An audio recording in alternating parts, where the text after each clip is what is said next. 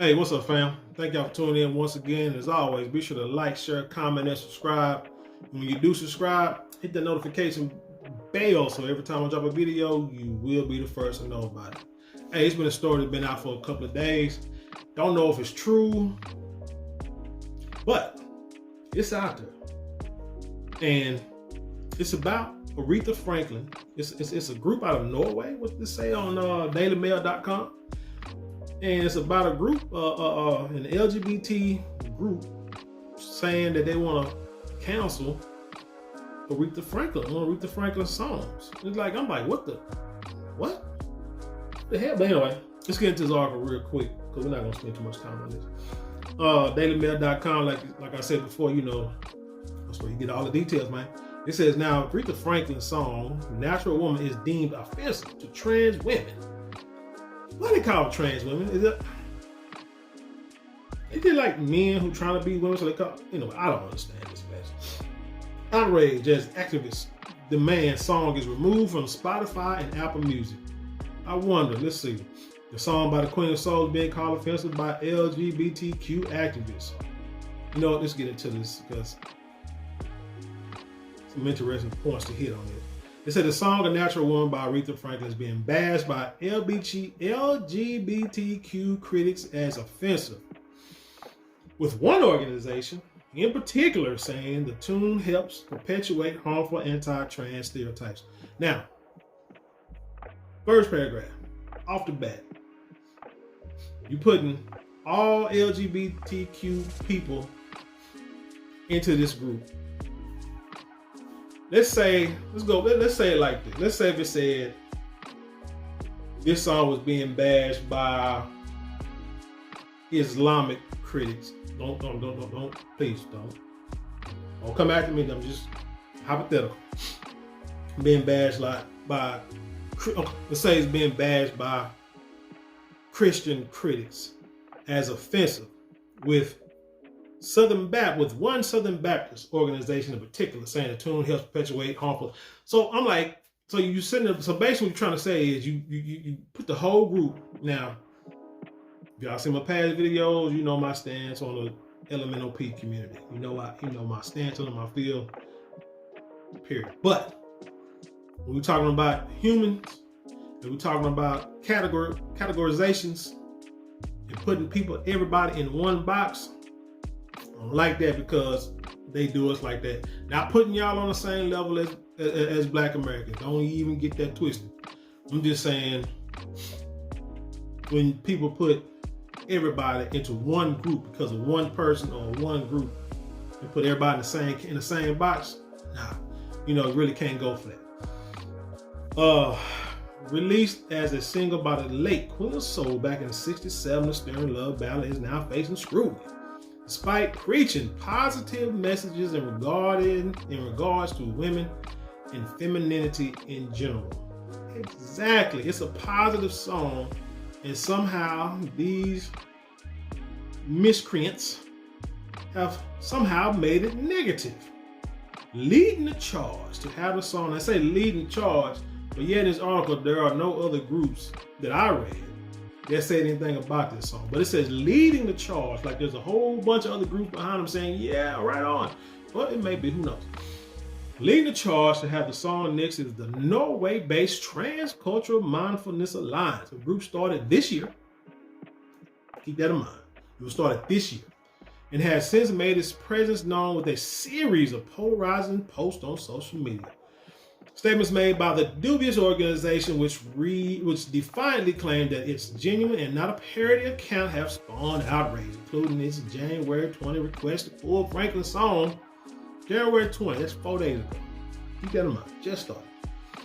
From streaming platforms like Spotify and Apple Music. So they must run off all, but Spotify and Apple are the most known, so that's why I put that in the title. What's this thing say? Aretha Franklin's 1968 song "Natural Woman" perpetuates multiple harmful anti-trans stereotypes. There's no such thing. Hey, off the rip, you ain't about to cancel nothing about Aretha Franklin, so go on, get off the gas. So that's where we're going to start. There is no such thing as a natural woman. What the hell? This song has helped inspire acts of harm against transgender women. TCMA is requesting it's removed from Spotify and Apple Music. The post, perceived by many as satire, began by asserting the song was offensive. Yeah, we just read that. The post, the group, now listen here. The post, the group's first ever on social media, will go on to garner national attention, amassing more than 300,000 views in a matter of days. In terms of likes, however, the reception was more lukewarm, with the post as of Monday only boasting just over 100 likes. Here's the deal. I said people question whether it was legit, but then they said it is legit. Let's see. In other regard, feminine hygiene, you do not need to bleed to have a period. You do not need to ovulate to have a period. See, this is that bullcorn. But let me tell you something. Like I said, I'm not gonna spend a whole lot of time on this hot garbage here. One, we're in the times of likes, shares, clicks, follows, all that. You got a new organization. You're trying to pop. You're trying to get notoriety, trying to get out there to the world, you're trying to hurry up and do it. What's the quickest way, one of the quickest ways to do that? You got to put out something controversial. Now, is this story, is what they ask, it may be a real organization. And it may be a real post. But are they really trying to ban the song? I'm gonna just go out on a limb and say no. What they're trying to do is be controversial right off the rip. So people, 300,000 views in a matter of hours or whatever, that's what they want. That's how you get started. That's how you get people to look at your page. And then you get 100 likes. Hey, that's 100 more than you had yesterday. 300,000 views, that's 300,000 more than you had yesterday. Your first post, you come out and say you want to ban an Aretha Franklin song. It's all clickbait, man. It's all to get views on the channel. You get the views, you get the traffic, then you start getting the advertisements, start getting the AdSense dollars or whatever. I don't know what platform, I forgot what platform it says on. But you get more views and they click up quicker, closer to getting some kind of monetization, or maybe if it's on YouTube, super chats, stuff like that. When you put out videos and post in shorts and stuff like that. But that's how I see it. That's the way I see it. Because I don't see this being serious at all. It said someone wrote the tweet was the stupidest he ever heard, seen on the platform. Before the man on behalf of all normal people, the group removed their Twitter account. And Elon Musk, then he bought Twitter, so there's a lot of people who feel they can just post anything now because it's freedom of speech or whatever. If you don't like a song or sentiment, don't listen to it. Another user simply replied. But there are people who, so the group's request to pull Franklin's song has yet to catch traction with more notable activist groups. Of course, but has drawn support from several onlookers on social media. The identities of the group's founders are not yet known. So again, they're saying that it's a legit organization. It may very well be. They're saying that their request is legitimate. I doubt it, but if it would happen, I guarantee they would not come out and say, hey, we were just playing, we were just trying to get clicks and clicks and views. Don't ban it. So I doubt they say it. They're gonna, but what I would say is to keep an eye on this group, because people will come out with something like this just to see the reaction that they would get from the masses, and then to see what type of support they would get.